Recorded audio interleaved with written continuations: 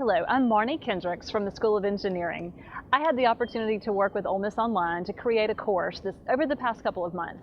And I had a good experience doing it. They asked me if I would be willing to share a little bit about my experience in building the course to be able to help you to potentially consider doing the same thing. And of course, I'm happy to do this as part of a showcase video. And I chose this particular rooftop location because I wanted to make a simple point that you might take with you if you're considering doing something similar to what I did. You've probably seen the scene behind me many times if you work on this campus. I'm looking over my shoulder here at the library and the scenes behind me. But what I learned in going through the process of making this course was that I saw things from a different perspective, a little bit higher level perspective. And the course that I teach is called Engineering Graphics, and we use AutoCAD to create conceptual ideas and designs for engineering students in mechanical, civil, geological, and general engineering.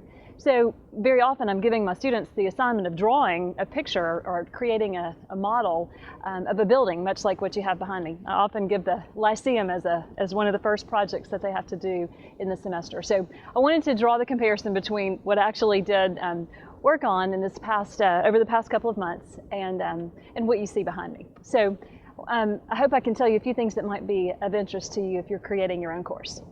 I was successful in building in some new content that my students will greatly benefit from. I wanted to take on this opportunity to upgrade my course, build in new engineering concepts, new software capabilities, a new approach, freshen up my projects and assignments and quizzes and tests, and it was a chance to hit the restart button for me. So it was a very positive experience. It didn't require nearly as much taxing, burdensome effort as I probably anticipated in the beginning. In creating my course, I had to come up with a solution to a problem, and we ended up having a large enrollment in the School of Engineering that needed this course. So creating a hybrid version of a class was a great solution instead of creating many more sections to accommodate the numbers. I decided this was worth the try, and the way that we set out to do it was to organize the course over the 14 weeks of the semester, and I actually put cards up on my office wall to be able to help me stay organized and to remind myself of what I wanted to cover each week. I created this to be a flip model.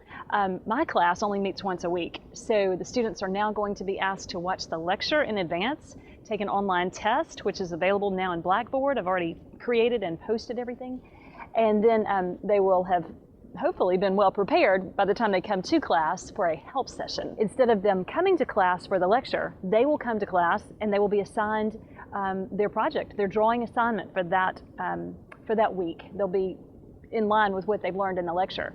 And my teaching assistants, who are undergraduate students, will be helping the class with any problems that they have in their drawing assignment.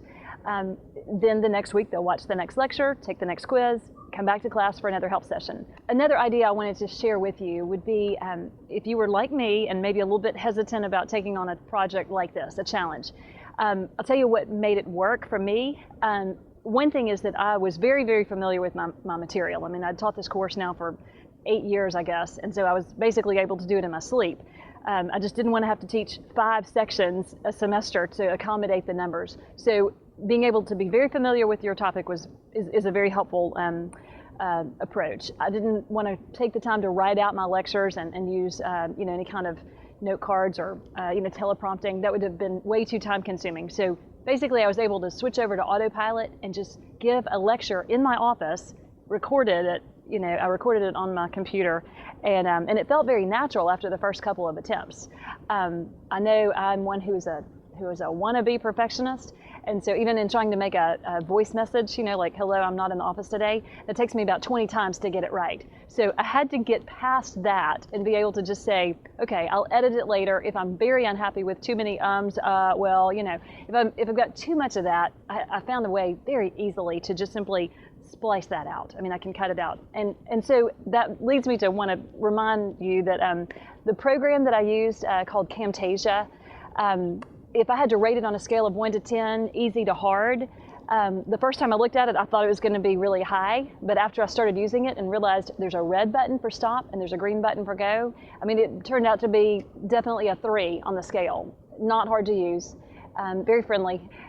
This way, it won't actually be necessary for me to be present for 5 sessions a week. This class meeting meets for 2 hours at a time, 2-hour blocks of time. So if I were actually going to go and teach the class personally, directly, that's 10 hours a week tied up of just being in the class. And that would not be profitable or really even possible for me to do that. I would just have to limit the enrollment, and we're back to where we started with the problem. So this is a much better solution, and my TAs are going to be ready and excited about being able to monitor their own assigned sections, and then I'll be in charge of the course. As an engineer, we always think in terms of analytics, I guess. And if I had to put a number to this project, I would say that I probably increased the efficiency rate in my course by 80%. I mean, I believe that I created some space in my class by simply being more organized, more to the point, saying things one time, and allowing those students who would have asked questions during class to have the opportunity to watch the entire lecture over if they wish.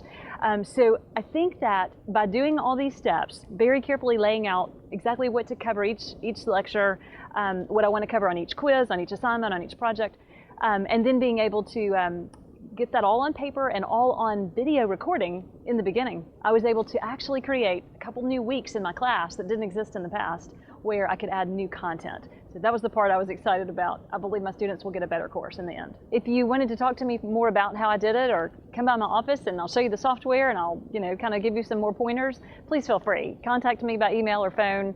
My office is in Brevard Hall. My phone number is 5373, and you can contact me at by email anytime. But feel free to just give it a try, and I'll be glad to help you any way I can. It was a good learning experience for me.